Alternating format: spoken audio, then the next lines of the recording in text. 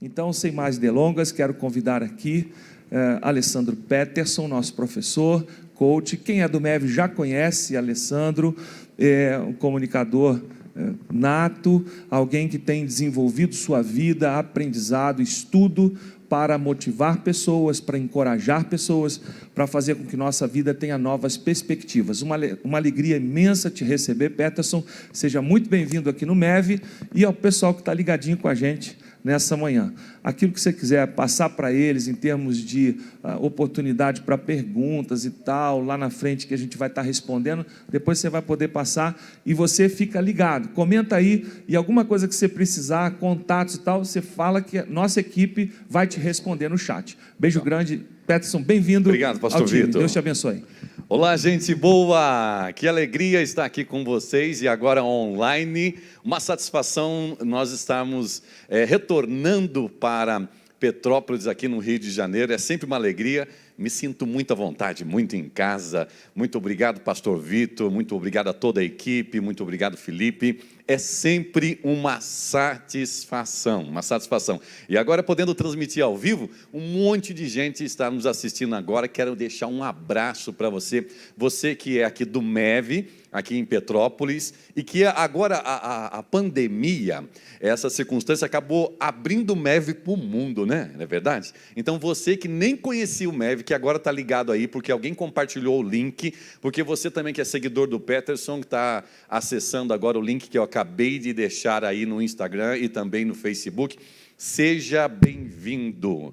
O MEV é um ministério de encontro de vida e, mais do que nunca, nós precisamos falar da espiritualidade. Eu tenho rodado o Brasil afora com vários treinamentos e palestras e, pasmem vocês, os temas que mais me solicitam é a área da espiritualidade. É um dos temas mais solicitados. Eu lembro uma vez que uma grande empresa em Santa Catarina, eles me solicitaram assim: Peterson, eu quero que você venha dar uma palestra, era 700, 800 funcionários, você venha dar uma palestra e eu quero que você traga aquela conexão do quê? Eu falei, conexão espiritual. E eu achei isso muito pertinente, porque você nunca será uma pessoa realizada se você não trabalhar a sua inteligência espiritual. E isso é fenomenal, está no ambiente aqui do MEV, porque o MEV é referência em te auxiliar a se conectar com Deus através de Cristo Jesus. E hoje eu vou falar sobre um tema muito pertinente para o momento, como o pastor Vitor disse. Você pode deixar sua pergunta, você depois pode colocar aí, mas eu queria pedir um negócio. Sempre quando eu faço alguma live, ou estou produzindo algum treinamento online, eu peço para as pessoas tomarem cuidado com as distrações ao lado. Se você estivesse aqui no treinamento, aqui na celebração, teria menos distrações, você estaria mais focado aqui. Mas provavelmente você está no ambiente do celular, então eu queria que você agora desse uma ordem para o cachorrinho. Falar, agora não é hora de perturbar. Ok? Dá uma ordem para ele, eu sei que é você que manda nessa casa, não é o cachorrinho, ok? E dá uma ordem para todo mundo, agora eu quero aprender. E lembrando que quando a gente conhece algumas verdades, ela nos coloca em outro patamar. Outro patamar, quando a gente conhece algumas outras verdades, elas nos libertam de circunstância que antes nos aprisionava ou davam uma visão limitada. E hoje você pode receber muitas verdades aqui e levar você a um patamar que você nem imaginava que poderia ser e viver dessa forma. Ok? Então você pede a atenção. Outra coisa que eu gosto de solicitar é o seguinte: pegue algo para você anotar. Pegue algo, porque quando você anota, quando você escreve, e é melhor se não for no celular, tá? Quando você escreve num papel, a sua mente, o seu cérebro absorve aquele conhecimento de tal forma que você vai ver que um dia você está numa circunstância e de repente vem aquele conhecimento como se fosse um grande holofote na sua mente. Por quê? Porque você escreveu e você interiorizou isso dentro de você. Então, foco no que nós vamos falar aqui. Às vezes você está assistindo pela sua TV, ou às vezes é pelo seu celular. Foco no que nós vamos falar aqui e anote o que você puder anotar. Geralmente, eu deixo várias sacadas, várias frases que são verdadeiros sparks, fagulhas na sua mente para iluminar a sua caminhada. Ok? Eu não vou me apresentar, o pessoal do MEV me conhece muito bem aqui, mas aí embaixo também, na descrição desse ao vivo, tem quem eu sou, e você também pode nos seguir nas nossas redes sociais, Peterson SA Oficial, ok? O tema que eu vou compartilhar agora com você é: não fique para trás, não fique para trás nesse momento de retomada. Como eu acabei de ficar sabendo também, aqui Rio de Janeiro, Petrópolis estão se organizando para isso. Eu venho do estado de São Paulo e eu fiz certinho, viu, gente? Eu vim, já faz 2 semanas que eu estou aqui em Petrópolis. Eu fiquei recluso por 2 semanas, me trancado num local. Eles davam comida por baixo da porta para mim, assim, né? E eu podia só falar pelo telefone. Brincadeira, gente. E eu já vim de São Paulo, já estou há 2 semanas aqui e tomando os devidos cuidados. Isso é sabedoria, tá, gente? Tomar os devidos cuidados também é sabedoria.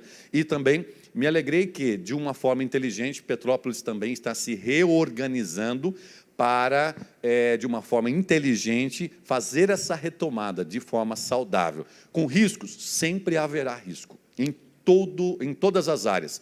Nascer, você já começa a viver uma vida de risco, mas queremos que será de forma muito, muito, muito inteligente, e que em breve também estaremos celebrando aqui presencialmente de uma forma adaptada, mas eu creio que isso vai acontecer muito em breve. Todos nós esperamos, né?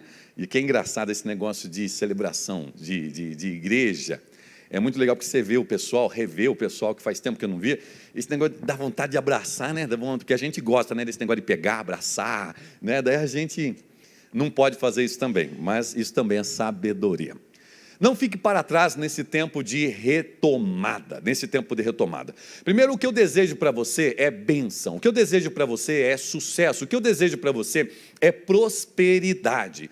Mas entendo sim que nós estamos no meio de uma pandemia, nós estamos no meio de uma crise, E uma crise, ela traz uma dinâmica diferenciada para as nossas vidas. Uma crise, ela nos faz repensar e muda o ritmo. E aquilo que nós fazíamos normalmente, não fazemos mais. Nós readequamos, readaptamos e assim vamos nos organizando. O problema da crise é que muitas pessoas, daí já vai sacando isso aqui, tá? Muitas pessoas já não tinham estrutura emocional para viver uma vida dentro do que nós chamávamos de normal. Daí veio a crise, parece que ele bilolou o cabeção, ele pirou o cabeção, explodiu. Mas na verdade já não tinha. A questão é que a crise só manifestou as instabilidades, as incertezas, as incongruências. E aquilo ficou muito mais amplo, porque a crise tem esse poder, o poder de maximizar, o poder de ampliar aquilo que nós somos. É como se pegássemos uma fruta e no momento da pressão, é quando nós a esprememos e vamos tirar o suco dela. É nesse momento, e somente nesse momento, é que sabemos que tipo de suco tem dentro daquela fruta. Exemplificando uma laranja, e você imagina você pegando uma laranja e espremendo ela. Pode ser uma laranja linda, pode ser uma laranja muito brilhosa, amarelinha, e você fala, essa laranja deve estar doce. Quando que você saberá que ela está doce? Quando você a espremer, quando você decidir tirar o suco dela. Somente assim você saberá. A crise faz isso, ela nos espreme, e é nessa hora que nós vemos quão doce nós somos, ou quão azedo, ou quão amargo você é. Deu para sacar? Então entenda bem, quando você começa a analisar, olha o que a crise fez comigo. Na verdade, a crise manifestou, você já tinha algumas inclinações para algumas áreas. É o que nós percebemos quando vemos o nível de violência aumentando. Você que já vivia numa circunstância de violência, só manifestou ou maximizou aquilo que acontecia. E daí eu dou até uma dica para aqueles que estão aqui namorando, presta atenção, saca essa. Tome cuidado com o namoradinho que grita com a mãe. Se o seu namorado grita com a mãe, pode ter certeza, filha, ele vai bater no você, viu?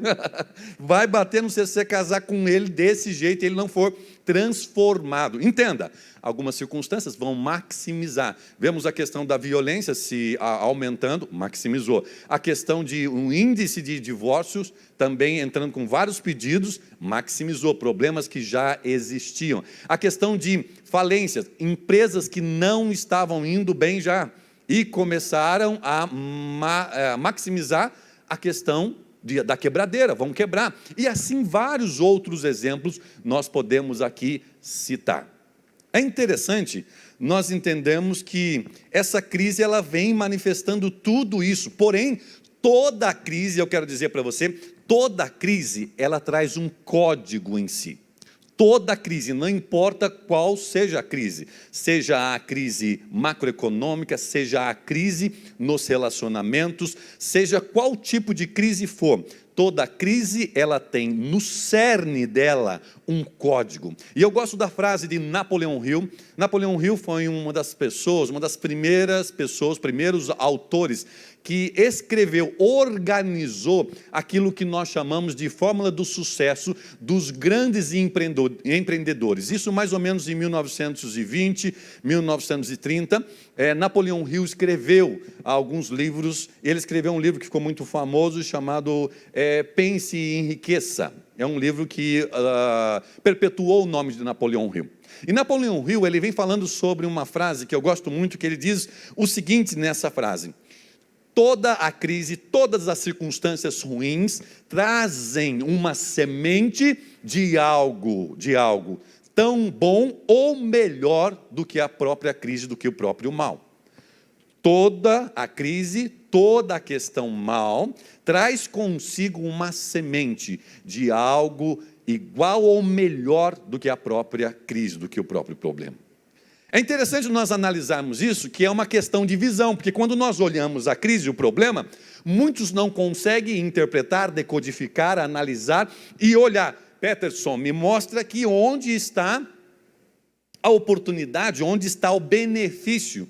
Mas tão sábio quanto Napoleão Hill, nós já tínhamos uma referência sobre isso de apóstolo Paulo. Amo o apóstolo Paulo, amo os seus escritos, porque apóstolo Paulo ele faz uma ponte sensacional teológica dentro daquilo que Jesus Cristo veio e deixou como mensagem, e apóstolo Paulo consegue decodificar aquilo e também nos auxiliar na teologia para que possamos aplicá-la no dia a dia. E tem uma frase de apóstolo Paulo, de uma carta que ele escreve ao povo de Roma, que ele diz o seguinte: tudo coopera.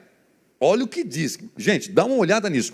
Tudo coopera. Eu acho que foi daqui que Napoleão Hill tirou, na verdade.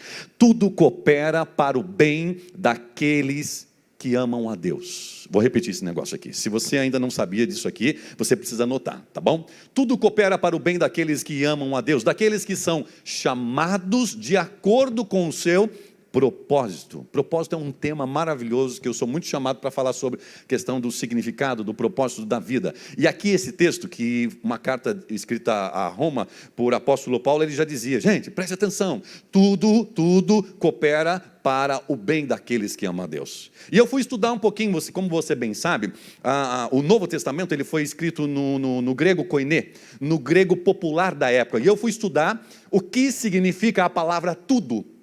E eu fui estudar e mergulhei na palavra tudo coopera para o bem daqueles que amam a Deus. E eu fui tentar identificar o que significa essa palavra tudo. E pasmem vocês, a palavra tudo no grego significa tudo.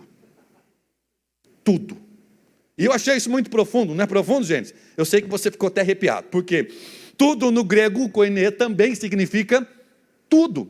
E quando nós começamos a perceber isso, e nós cremos e entendemos sim que a Bíblia fora escrita por homens inspirado pelo Espírito Santo, por isso que há muita coerência e conexão, mesmo com 600 anos de diferença entre os autores. Quando nós entendemos que é tudo, nós entendemos a onisciência de Deus, que Ele está dizendo o seguinte, olha, é tudo e é tudo. Então a sua circunstância de crise, a sua circunstância de pandemia, que você está chamando já de pandemônio, ela também se enquadra no que Paulo está dizendo, tudo coopera, tudo coopera. Mas Peterson, por que você está dizendo isso e que tudo coopera? Você está dizendo então que a pandemia, a questão do Covid-19, o coronavírus, ele é algo bom? Entenda, o que eu quero dizer é que toda crise, todo problema sempre tem uma semente de algo melhor ou maior do que a própria crise. E isso o apóstolo Paulo vem dizendo em vários momentos, e ele é o apóstolo da resiliência. Se você for ler várias cartas, e ele escreve estimulando, dando motivação aos cristãos da época, ele escreve: eu sou o exemplo disso, que mesmo não tendo a questão de algumas circunstâncias, mesmo tendo falta, mesmo não tendo algumas coisas que eram desejadas, tudo eu posso em Deus que me fortalece. Apóstolo Paulo é o apóstolo da resiliência, e nós falamos muito sobre isso nas palestras motivacionais, nas palestras que trazem empoderação para as pessoas, e apóstolo Paulo é uma das referências disso. Como então, a pergunta fica como nós extrairmos o melhor? Como nós conseguimos ver uma pandemia e interpretá-la como isso vai cooperar, isso vai contribuir para o meu bem, para um meu bem. E isso tem a ver com a questão da visão de mundo. E se você está aí, se você estivesse aqui no ao vivo comigo, eu ia pedir para você assim, repita comigo, visão de mundo. Mas como você está aí na sua casa, eu vou pedir para você, também repita comigo. Diga aí na sua casa assim, visão de mundo, diga com você mesmo aí. Isso, visão de mundo. Você ainda não compartilhou o link daqui, você viu como está ficando bacana? Vai ficar melhor daqui, compartilhe o link, o Vitor já falou para você compartilhar com alguém precisa ouvir esse negócio que eu estou falando aqui, compartilhe aí. Visão de mundo, como você interpreta o mundo é como você vai viver, como você visualiza as coisas, é como você vai ter as suas reações, porque o mundo, belezinha, belezinho, o mundo não é como você vê. Por quê? Porque o mundo, ele é o mundo, e você vê aquilo que você interpreta. Um ponto de vista é a vista de um ponto.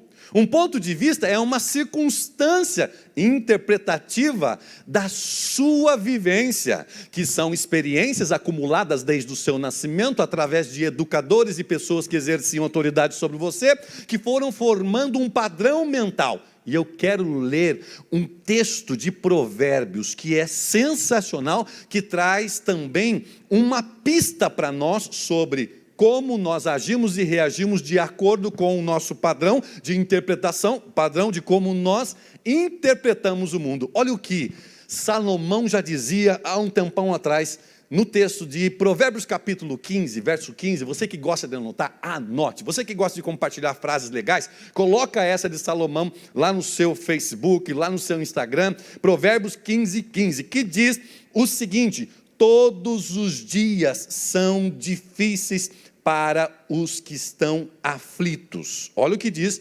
Provérbios 15, 15.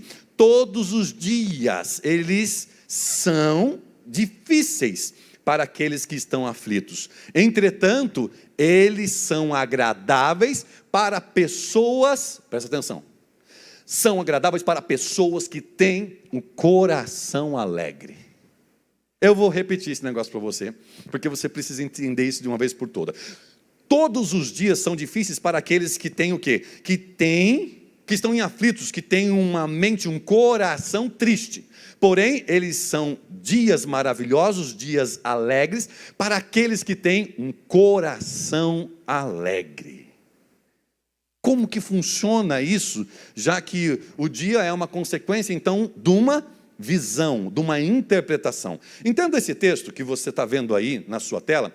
Esse texto foi escrito há milhares de anos atrás e foi escrito por Salomão. Nesta época, toda a questão do centro das emoções era remetida para um órgão chamado coração.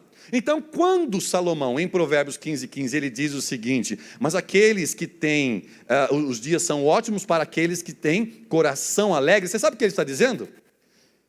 Aqueles que têm uma mente alegre, porque nós sabemos que coração é substituído depois de nós entendermos que o centro da emoção não é o coração, aqui é apenas um músculo que bombeia sangue para todo o nosso corpo, o centro das emoções é na onde?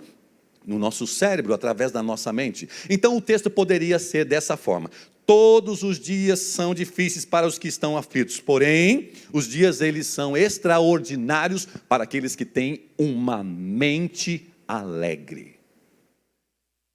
É aqui que entra a sua interpretação de mundo, é aqui que entra você interpretar o que o Covid está fazendo com você, o que o Covid está manifestando em você, o seu pior ou o seu melhor. Porque se você já é uma pessoa ranzinza, se você já é uma pessoa amarga, se você é uma pessoa azeda, qualquer coisa que chegar perto de você e espremer, vai sair azedume, vai sair um fel de amargor. E isso é você apenas numa circunstância de tensão. Por isso que você precisa decidir ter uma vida de realizações, uma vida de alegria, uma vida em que interpreta as coisas sempre do lado positivo. É isso que vai fazer a diferença. Entenda que eu não estou aqui falando sobre positividade, simplesmente aquela besteira simples e pura e nua e crua que diz o seguinte: pensa positivo, pensa positivo, pensa positivo que nada vai acontecer, pensa positivo que nada vai acontecer e daí vai ficar tudo bem. Não é disso que eu estou falando, né? Eu tenho um autor que ele fala sobre a questão das coisas que você pensa positivo e atrai. E a neurociência já comprovou de várias coisas que funcionam quando você tem o seu cérebro no positivo. Mas eu às vezes vejo algumas pessoas exagerando, dá vontade de dizer para eles o seguinte: vai lá no 15º andar e pensa positivo que você tem asa. Pensa positivo e voa. Né? Dá vontade de fazer isso com essas pessoas, que é só pensar positivo que vai acontecer. Não é desse extremo que eu estou falando. Eu estou falando da questão do seguinte: uma questão emocional vai gerenciar o seu comportamento dia a dia. E sim, como você decide, presta atenção nessa palavra, como você decide interpretar as coisas, é como você irá agir momento após momento. É como você vai agir dia após dia. E a pergunta que eu faço para você é: qual que é a visão que você tem de um problema? É essa visão que vai determinar a qualidade do seu emocional. Como você vai estar azedo ou não. Peterson, mas você não sabe das faltas que eu tenho. Você não sabe da escassez que eu tenho. Quero dizer para você que eu não sei. E não preciso saber para poder dizer que, mesmo diante de uma escassez, de uma limitação, de um problema, você pode decidir celebrar a vida, você pode decidir se alegrar, você pode decidir continuar crescendo e usar aquela crise, aquela circunstância, aquele problema, como algo para te alavancar, entendendo que em cada crise, em cada problema, sempre tem uma semente de algo melhor. É uma decisão.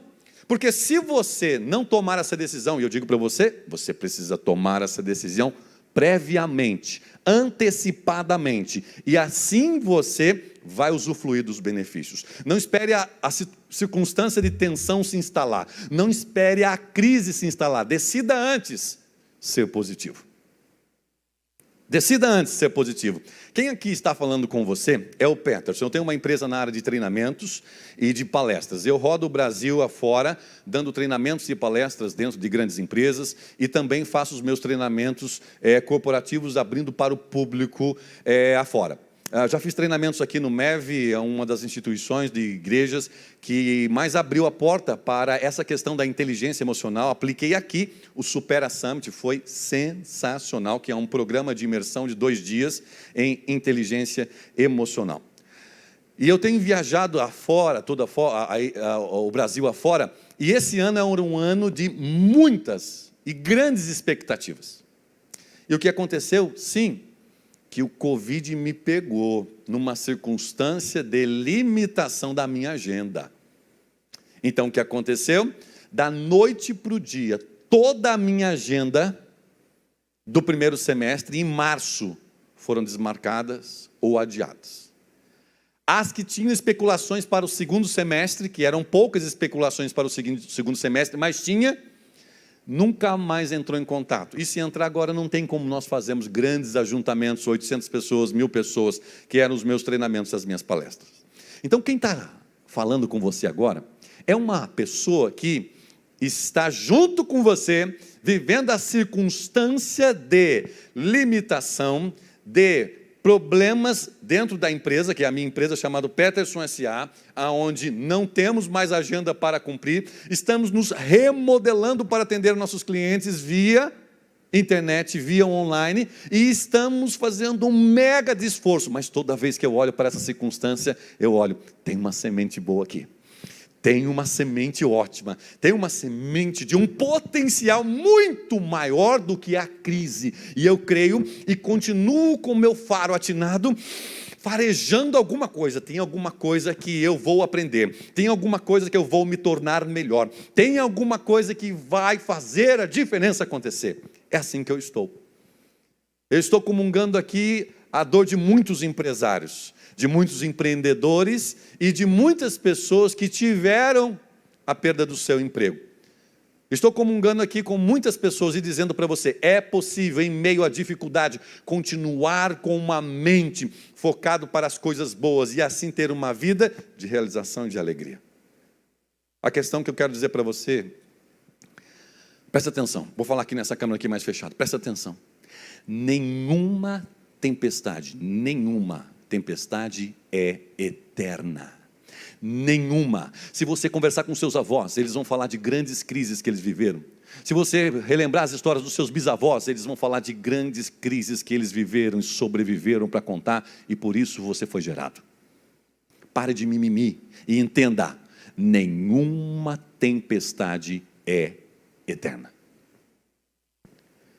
Peterson, como que isso funciona para readequar o meu emocional? Muitas pessoas estão dizendo o seguinte, olha, nós estamos clamando para o retorno do normal. Daí as pessoas estão dizendo assim, não existe mais aquele normal. Nós temos que estar agora preparados para o quê? Para o novo normal. Uma palavra também que já está ficando bem desgastada, né? Ficou bem desgastada nesse tempo. O novo normal, o novo normal, o novo normal. Mas eu tenho algo para falar para você repensar até esse novo normal. Muitas pessoas têm focado sobre esse negócio do novo normal, mas eles não se atentaram que sua presença será desejada não por causa do novo normal. Sua presença será desejada pelo seu novo diferencial. Quer que eu repito para você? Isso aqui é boa para você anotar. Enquanto muitos falam do novo normal, precisamos entender que sua presença será desejada pelo novo diferencial. O que essa crise fez com você? Te deixou pior ou melhor? O que essa crise fez com você? O que você aprendeu? Você sabe o que eu fiz nessa crise? Logo quando entrou a crise e cancelaram toda a minha agenda, eu fui para o meu ateliê, comprei uma tela bem grande, 1,5 m por 1. E comecei... Eu tenho como hobby, eu sou artista plástico, eu comecei a pintar aquilo. E eu tinha um desenho na minha cabeça. E eu fui para lá e fiz uma das mais lindas telas que eu já pintei. Você pode ver no meu canal aí, que chama-se O Leão em Brasília. E que eu faço daquela tela a minha oração, para que Deus dê sabedoria aos nossos governantes e que o leão de Judá venha reinar sobre o Brasil. E lá está, aquela tela. É interessante que as oportunidades vão acontecendo. Alguém viu aquela minha tela na internet e logo meu telefone tocou, falei, essa tela é minha. Falei, essa tela não é sua nada, é minha. E daí esse empresário fez uma proposta na minha tela. E ele levou a tela, porque ele falou assim, eu quero que essa tela vá para Brasília. E ele comprou essa tela para presentear o presidente da nossa nação. Uma tela, despretensiosamente eu fazendo, e ali realmente estava meu coração, e eu ouvindo aquelas mensagens de fundo, às vezes a TV ligada, e tinha que desligar a TV. Mas eu decidi o quê? Direcionar minha mente. Sabe outra coisa louca que eu fiz? Eu vou postar daqui uns dias. Você sabe o que eu fiz? Eu fiz uma cama. Como assim, Peterson? Eu fui na empresa que vende MDF, minha mãe queria uma cama, ela queria trocar a cama dela, que é muito grande, falou, eu quero uma cama menor, uma cama de solteirão, cama de viúva, e eu quero uma cama com baú. Pastor Vitor, você não sabe, eu mandei lá cortar as madeiras, fiz o projeto da cama, cortei toda a cama, montei, estofei toda a cama, fiz com baú, comprei os pistões, eu nunca tinha mexido com isso, construir uma cama. Sabe como que eu fiz? Fui lá no tutorial do YouTube. Depois você vai ver a cama que eu fiz. Linda a cama! Não estou aceitando a encomenda. Foi só uma diversão. Não adianta. Você vai querer entrar lá e vai falar, não, vou encomendar. Não estou aceitando a encomenda. Foi só para a mamãe. Mas eu curti demais. Em 3 dias ali da minha vida de marceneiro. E também de tapeceiro, porque ficou linda. Estofei a cama. Eu estou aqui contando de uma forma até brincando com você. É porque enquanto muitas pessoas abaixavam a cabeça e ficavam olhando para a ponta do pé, lamentando a vida cruel, porque esse ano de 2020 ia ser bom, mas não vai ser mais, porque olha que tragédia, olha que não sei o quê. Enquanto muitos estavam fazendo isso, eu estava buscando oportunidades em meio às circunstâncias, e quando não tinha muita coisa para fazer que poderia se dizer produtiva, comercialmente falando, eu fui ensinar alguma coisa para a minha mente. Para onde você está olhando? Para onde você está focando? Provérbios 23, 7, tem um verso que eu gosto muito, em todas as minhas palestras, praticamente eu cito essa frase de Salomão, que diz o seguinte: assim como o homem pensa, assim ele é. Vou falar de novo: assim como você pensa, assim você é. Se você tem um estado mental, um pensamento de negatividade, que as coisas vão dar ruim, que depois você vai ficar mais pobre do que quando antes da pandemia, de que tudo piorou, de que isso vai ficar assim. Por quê? Porque assim como você pensa, assim você reage. A sua mente, deixa eu trazer um dado para você. A sua mente, ela não sabe distinguir o que é real do que é imaginário. Sua mente não consegue distinguir o que é real do que é imaginário. E eu dou uma prova disso, lembrando você de quando você vai assistir um filme, e é um filme um pouco mais de tensão. Pensa num filme de terror. O roteirista daquele filme, ele produz com todos os detalhes, as cenas, a fotografia, o áudio, os movimentos, o enquadramento, toda aquela técnica, ela tem como objetivo despertar em você o quê? Pânico, pavor e medo. É filme de terror, afinal, não vai ser ali para você se divertir e comédia, não é verdade? É filme de terror, então ele vai despertar qual tipo de emoção em você? Pânico, terror e medo, está me entendendo? Você está lá, alugou o filme, baixou o filme pela Netflix ou por qualquer outro canal, pela Amazon, e daí você está lá assistindo, Casa Amiga, chama as amigas, compra pipoca, guaraná, cobertorzinho, mantinha e está lá. É filme de terror, vamos assistir. E daí você começa a assistir um filme de terror. É interessante que passa alguns minutos do filme de terror, tem os primeiros minutos, geralmente é apenas conexão, para você entender a função de cada personagem, ok? Daí você vai se conectando com uns, você vai tendo amor, outro você vai tendo raiva, outro você vai tendo repúdio, nojo, mas tudo é intencional, presta atenção no que eu estou dizendo aqui. A sua mente, ela é capturada naquele momento e ela é conduzida, como se fosse um labirinto ou uma montanha acima, para o objetivo do roteirista, do cineasta, ok? E você está ali no seu ambiente seguro, no seu lar, na sua casa, e de repente começa aquela cena e aqueles barulhos, e aquelas músicas de terror, e de repente você nem percebe, sua pupila dilatou, o coração acelerou, sua boca está seca, não tem saliva, e sua mão começa a suar. De repente, involuntariamente, você nem percebeu, mas seu pé, que estava meio sentadinho assim, você puxa a perna assim no sofá, ó.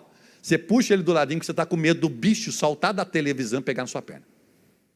Daí você olha para a amiga, né? Você não quer dizer para a amiga, que você está com medo. Você não quer dizer para a amiga, né? Daí você fica aquele risinho assim, amarelo. Você está morrendo de medo. Daí você olha para a amiga daquele risinho, ela olha para você assim, ai, que bobeira. Mas na verdade ela está num pior estado que o seu. Ela só não tem coragem de falar. Você sabe o que é isso?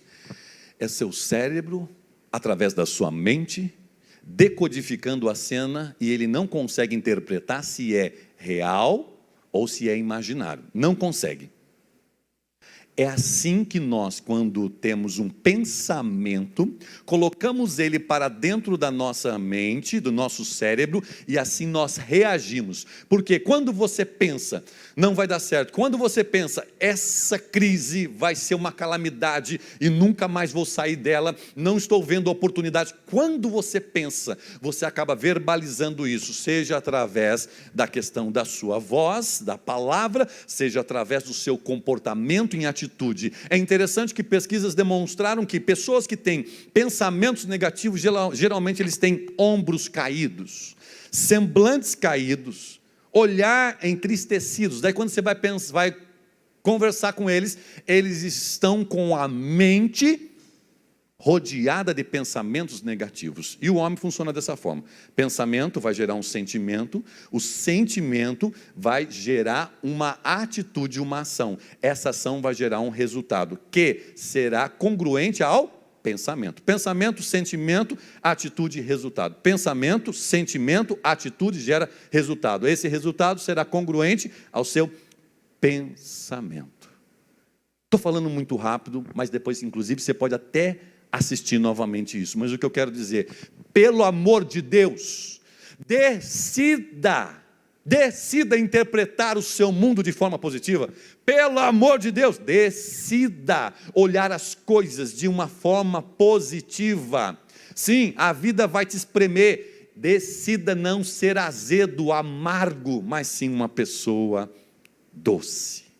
Isso fará toda e total diferença para você. O nosso modelo mental, eu vou falar bem rapidamente, eu nem sei que horas são agora. Eu tenho quantos minutos? Isso, mais 2 horas, ok. Brincadeira, gente, brincadeira, já estou terminando, segura aí, tá bom?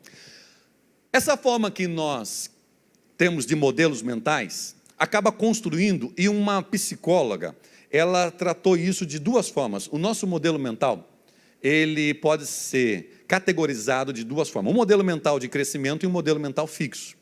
Uma psicóloga, uma doutora americana, fez um grande estudo com crianças e depois com adultos sobre o mindset. Ela deu esse nome de mindset, modelo mental de crescimento, mindset de crescimento e mindset de crescimento e também o mindset fixo. O que significa isso, Peterson? Na verdade, desde a nossa infância, através dos nossos cuidadores, daqueles que exerciam autoridade sobre nós, nós estamos tendo a nossa mente moldada. E o que acontece é que nós vamos reagir de acordo com aquele modelo mental. E ela separou, eu vou falar bem objetivamente para você aqui, separou dessa forma. Muitas pessoas, elas têm um modelo mental fixo. E o que é isso? E tem outras que têm um modelo mental de crescimento. Modelo mental fixo, ele acredita de que as coisas são do jeito que são e pouca evolução haverá. Então ele olha a circunstância a respeito do modelo mental dela, e ela olha, por exemplo, uma circunstância de desafio. Quem tem um mindset fixo, ele fala assim, eu não gosto de desafio. Não, isso aí não é para mim não. Você sabe por quê? Porque quem tem um modelo mental fixo, ele tem medo de ser provado e interpretarem que ele não é muito inteligente.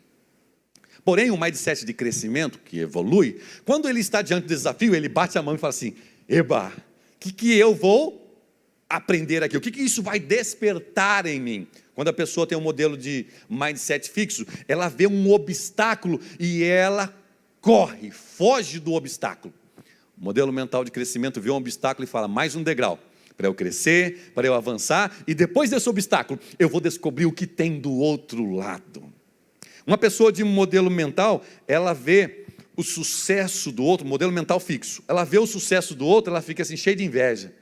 Fala assim, nossa, não está certo isso não, enquanto todo mundo na pandemia está andando para trás, ele está andando para frente, está muito certo isso aí não, ele tem inveja, ele tem raiva de quem prospera. Quem? Modelo mental fixo. Agora o modelo mental de crescimento, quando ele vê alguém prosperando, alguém de sucesso, evoluindo, ele olha e fala assim, uau, eu quero aprender com essa pessoa.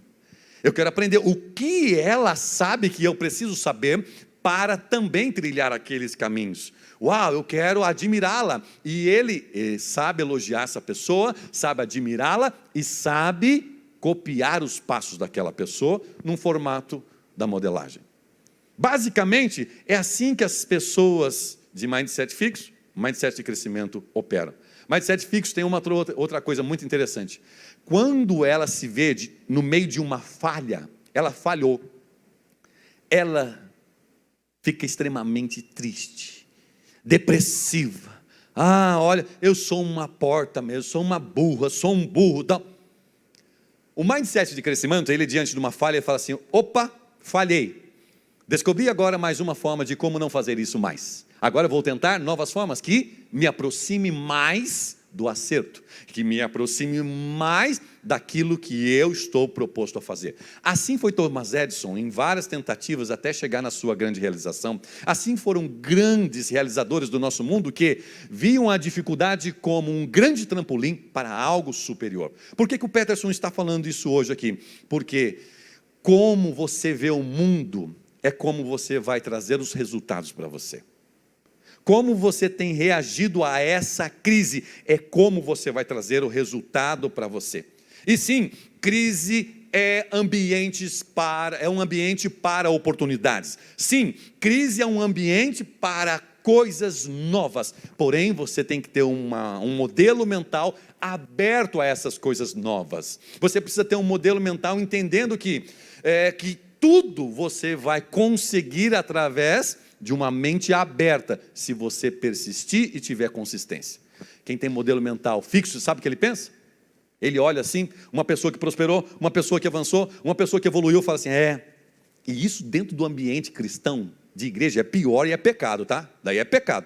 Ele olha assim e fala assim, Deus deu o dom para o Peterson, né? Ele fala bem, ele veio de fábrica assim, ele veio o dom. Gente, quando falam isso para mim, eu fico com tanta raiva, que as pessoas acham que eu aprendi a falar, a comunicar assim, como se fosse uma manhã de domingo, eu abri a janela do meu quarto, de repente uma nuvem linda, só tinha uma nuvem no céu, e do meio daquela nuvem sai uma trombeta, e a trombeta toca, e a trombeta tocando, vem uma voz ensurdecedora que diz assim, eis meu filho Peterson.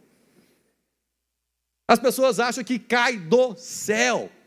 Eles acham, não, esse tem dom, esse nasceu, esse leva jeito. Preste atenção que sim, tem muitas pessoas que têm uma inclinação, algum tipo de facilidade para.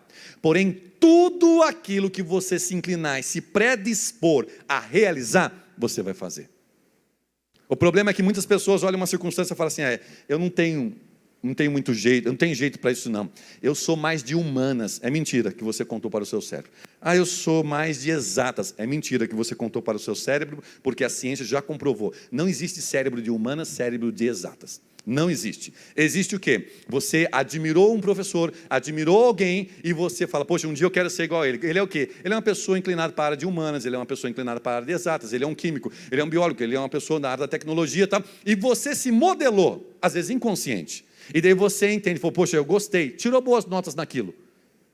E você acha que você é para aquilo. E quando vem outras coisas, que você tirou notas ruins, que você não teve professores inspiradores nessa área, você acha, eu não sou para isso.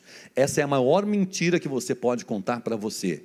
Não cola mais. E agora tem centenas de pessoas assistindo essa live, e você que dava essa desculpa, não vai colar mais. Então quando você fala assim, eu não levo jeito, bate no peito, atenção moça, e fala assim, não, eu não estou interessado o suficiente para me debruçar e aprender sobre isso. É simples assim. Comunicação, aquilo que eu faço aqui, é um aprendizado. Quantos cursos que eu fiz, quantos treinamentos que eu fiz, quantos erros que eu já cometi, é uma série de aprendizados, É que nem pessoas olhar para alguém e falar o seguinte assim, nossa, ela fala tão bem fluente em inglês, ela tem dom para línguas, eu não tenho. Mentira também que você conta para o seu cérebro. Por isso que diante de uma pandemia, você tem contado mentiras e falado que você é inadequado para várias circunstâncias. Acorda! Quando você vê uma pessoa assim, nossa, fluente em inglês, em francês, em espanhol, você lembre-se quantas horas ela sentou o bumbum na cadeira para estudar e você decidiu não sentar e não estudar. Quantas vezes ela deixou de assistir sessão da tarde? Tem isso ainda, né? Quantas vezes ela deixou de assistir qualquer coisa na TV para estudar? Quantas vezes, de vez ela pegar o dinheiro dela para ir fazer umas férias, ela pegou um dinheiro para fazer um intercâmbio? Daí você olha para ela hoje fluente em inglês, falando e podendo ler em inglês, e um novo mundo dela que se abre, é maravilhoso. Você fala assim: leva jeito, miga. Não esconda a sua falta de interesse e disciplina, a sua falta de inclinação sobre qualquer tema, dizendo que você não nasceu com esse tipo de dom. Essa é uma forma de nós escondermos nosso modelo mental, e diante de uma pandemia isso manifesta-se. Isso manifesta-se, e nós começamos a nos esconder atrás de incompetências que na verdade são desculpas, que você deveria olhar e falar assim: eu não sei isso, mas eu vou aprender. Olha, isso aí está difícil. Você quer ver uma coisa que você dava muita desculpa, que você não tinha tempo? Agora o que você mais tem é tempo. O que você já evoluiu em inglês? O que você já evoluiu naquela função? Lembre-se, a sua presença será desejada, não por causa do novo normal, mas pelo novo diferencial que você vai poder oferecer. Qual é o diferencial? Qual é a novidade que você vai poder oferecer? Muitas pessoas têm reclamado de uma tal de ansiedade. Eu estou muito ansioso, eu estou muito ansioso. A ansiedade dizem que é a doença do século, mas quando você vai analisar, a ansiedade é ansiedade, há milhares de anos. Há milhares de anos, grandes filósofos já escreviam sobre a ansiedade, sobre a inquietação da alma. E não foi à toa que o próprio Jesus diz o seguinte: não andeis ansiosos. O próprio Jesus, entendendo que para aquela época dele, também o contexto da ansiedade se fazia presente. E nós temos que aprender a ter uma mente guiada com fé em Deus. E a fé, você que está aqui no MEV, você sabe o quanto a fé é preponderante. Você que não é ligado a nenhuma igreja, eu quero dizer para você que a fé é importante demais, e a ciência já disse isso. Vou fazer um parênteses aqui só para falar desse negócio aqui, presta atenção. Você que é meu seguidor, e você diz que é uma pessoa espiritualizada, mas não é nada, presta atenção. A ciência já comprovou que as pessoas que têm fé numa divindade, ela tem centenas e centenas de probabilidades a mais de cura e de não absorver problemas emocionais. A ciência já comprovou isso. Só que daí foram pesquisar um outro tipo de pessoas, não aquelas pessoas somente que tinham fé em algo. Pesquisaram pessoas que elas tinham o quê? Fé num Deus pessoal, num Deus de pessoalidade, onde essa pessoa podia falar com esse Deus, onde essa pessoa tinha uma interação e via Deus como um tipo de paternidade. Descobriu-se que essas pessoas, elas tinham um nível de imunidade absurda. Essas pessoas, elas conseguiam restabelecer pós-operatório. Elas tinham tudo num nível evoluído, comprovando-se o poder da fé em Deus, num relacionamento de pessoalidade. Então lembre-se, você que está aqui, que segue o Peterson, você sabe o quanto eu prezo pelos dados científicos nos meus treinamentos. E aqui vai mais um para você, que tem batido no peito e falado da importância da espiritualidade, mas é um hipócrita, porque você bate no peito, alguns, gente, eu encontro um monte de gente, eles falam que são tal de cristão. Eles falam isso. Daí você pergunta para eles assim, quem foi Cristo? Eles não sabem. Hipocrisia. É um momento para você resolver isso na sua vida. E a ansiedade, ela é fruto de uma falta de conexão com Deus, o Pai. A ansiedade, ela é falta de uma perspectiva do que esse Pai divino pode te oferecer. E a ciência já comprova isso. Eu preciso encerrar e eu quero falar para você.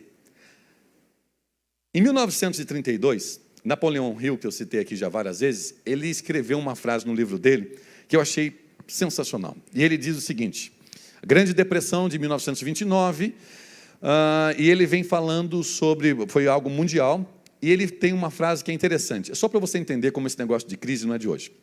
Ele fala o seguinte: pior do que ser obrigado a trabalhar é ser obrigado a não trabalhar. Você conhece essa história?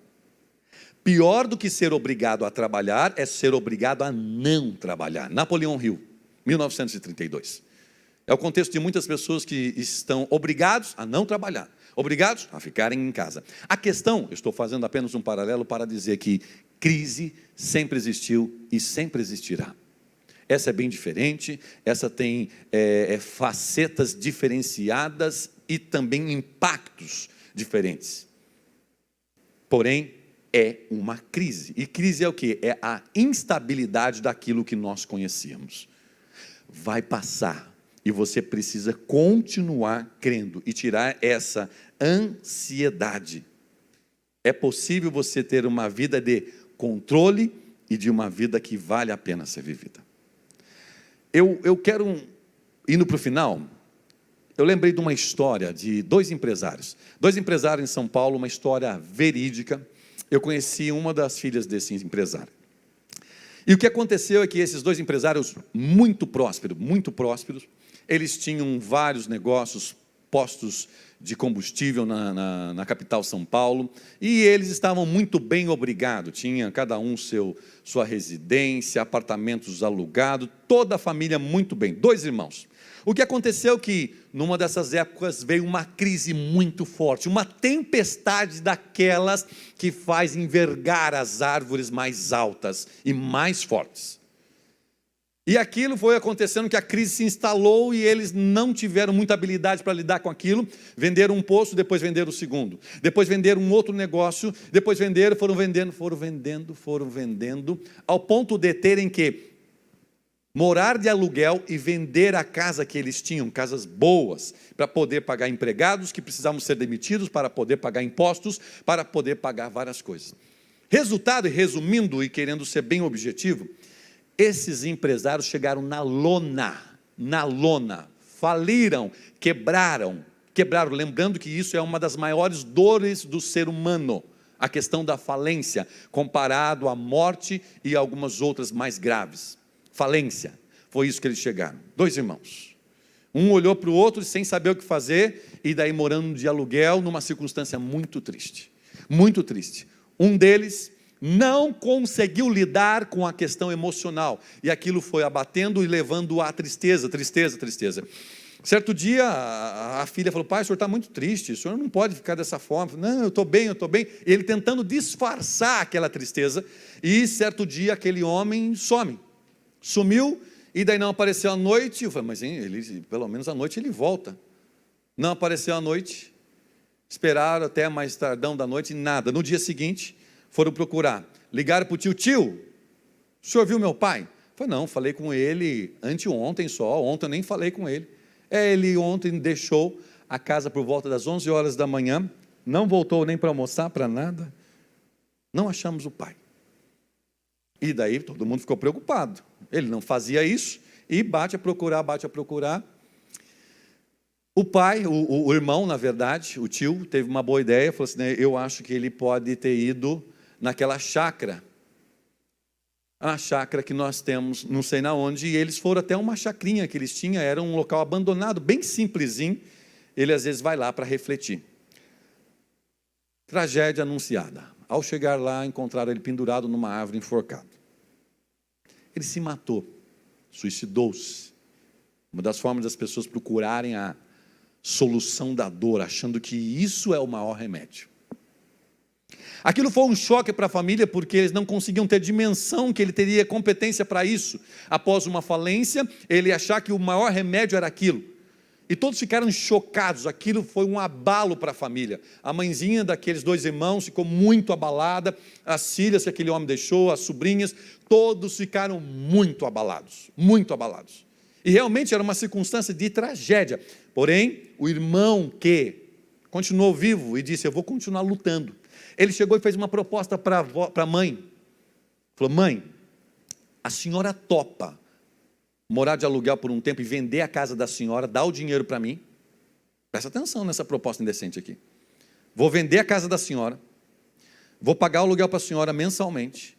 Esse dinheiro da senhora, da casa, eu vou comprar um outro negócio, vou começar do zero, vou fazer as coisas acontecer, e muito em breve eu vou comprar uma nova casa melhor para a senhora e trago a senhora do aluguel de volta e reembolso a senhora mais uma casa bem melhor. A mãe prontamente: pode vender a casa, meu filho. Aquele homem vendeu a casa da mãe, pôs a mãe de aluguel num lugar e por vários meses ralou, trabalhou, comprou um outro posto, comprou um outro comércio na área de alimentos, daqui a pouco tirou a mãe do aluguel, voltou ela numa casa bem melhor e pôde dar um futuro maravilhoso para as filhas no exterior. O que eu estou comparando aqui são pessoas de modelos mentais diferentes, que têm decisões que você já pensou em tomar, que elas não trazem solução, elas são a maximização do problema, mas você precisa simplesmente decidir, eu sou parte do problema, eu sou parte da solução. Eu gosto da história de um homem que estava muito aflito por causa da crise que se estabeleceu na casa dele, onde o filho estava muito enfermo, e diz o texto da Bíblia que vinha espíritos imundos, espíritos negativos atormentar esse menino. E aquele homem desesperado, como qualquer pai ao ver o seu filho debilitado, correu para buscar ajuda e ficou sabendo que os discípulos de um homem chamado Jesus, eles impunham as mãos, faziam uma prece e as pessoas ficavam curadas. E aquele homem fez essa tentativa, levou o filho para os discípulos do homem Jesus. E ali estava aquele homem, porém frustrado, porque os discípulos de Jesus nada puderam fazer. Quando ele viu Jesus, ele correu para Jesus e disse o seguinte: Jesus, meu filho há tempos, ele tem esse problema, tem um espírito que o importuna. Jesus, eu levei para os seus discípulos, eles não puderam fazer nada. Pensa aqui, uma crise, um problema, e ele tenta uma solução, a solução não acontece. Eu levei lá para os seus discípulos, eles não puderam fazer nada. Se tu podes, Jesus, faz alguma coisa pelo meu filho. Foi o que aquele homem disse. Eu acredito que Jesus pôs a mão na cintura, e o texto diz o seguinte, que Jesus olhou para aquele homem e falou o seguinte: se tu podes, é a sua pergunta? Tudo é possível ao que crê. Olha, a fé manifesta através da sua emoção. Tudo é possível ao que crê. E o que é lindo de perceber, o que é lindo de ver, é que aquele homem, ele diz assim: eu tenho fé, eu creio, mas, ele complementa, ajude a minha incredulidade, ajude a minha falta de crença, naquilo que falta, que me ajude, mestre, me ajude, Jesus. O que eu quero encerrar, dizer para você, e nesse ambiente, falando sobre as coisas de Deus, é que Deus quer te capacitar a evoluir na sua fé, na conexão com Jesus Cristo, através de uma vida que vale a pena ser vivida. E que Ele próprio quer te capacitar para isso, que Ele próprio quer dar o caminho para você viver uma vida extraordinária. Qual tipo de vida? Aquela vida alegre, onde o seu rosto manifesta essa alegria. E eu sei que às vezes pode estar faltando fé para você, porque nesses momentos parece que a gente começa a pegar e não tem mais aonde você se apoiar em fé. Mas ao exemplo desse pai desesperado pelo filho, esse homem corre para Jesus e diz: ajuda-me. Jesus falou assim: tudo é possível ao que crê. Eu falei: eu creio, mas ajuda a minha incredulidade.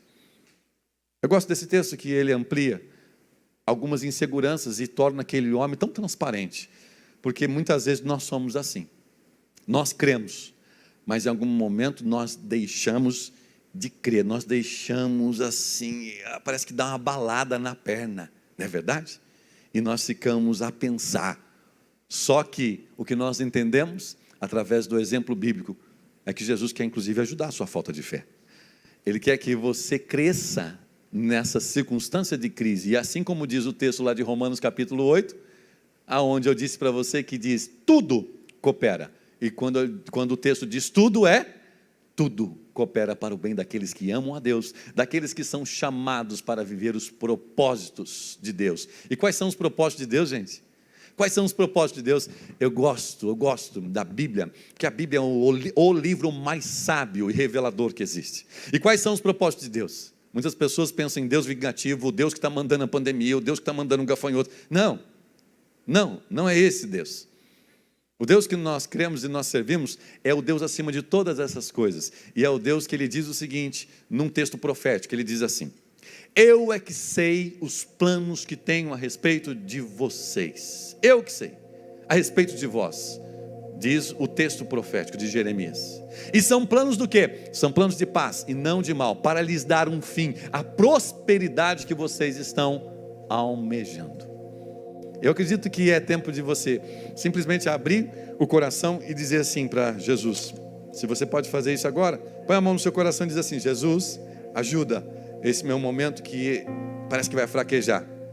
Ajuda a minha incredulidade. Diz o texto que Jesus foi para diante daquele filho e deu apenas uma ordem. E imediatamente o filho daquele homem tornou-se são, curado, liberto, livre para viver a vida dos propósitos de Deus. Eu acredito que é momento de você que está assistindo agora online, ou você está me assistindo nessa gravação, é tempo de você pegar e falar: Jesus, o Senhor já sabe como anda aqui dentro. Não adianta esconder de Deus como anda o seu nível de fé, as coisas que você faz que realmente demonstra a sua crença. Não adianta, Ele já sabe. Eu acho que é tempo de você se inclinar diante desse Deus e falar o seguinte: ajuda a minha incredulidade, ajuda eu evoluir nessa fé. Fé que cura, fé que traz esperança, fé que muda a história, fé que faz nos viver os propósitos de Deus, que tem propósito para nós, que tem bênção, que tem um fim maravilhoso para cada um de nós.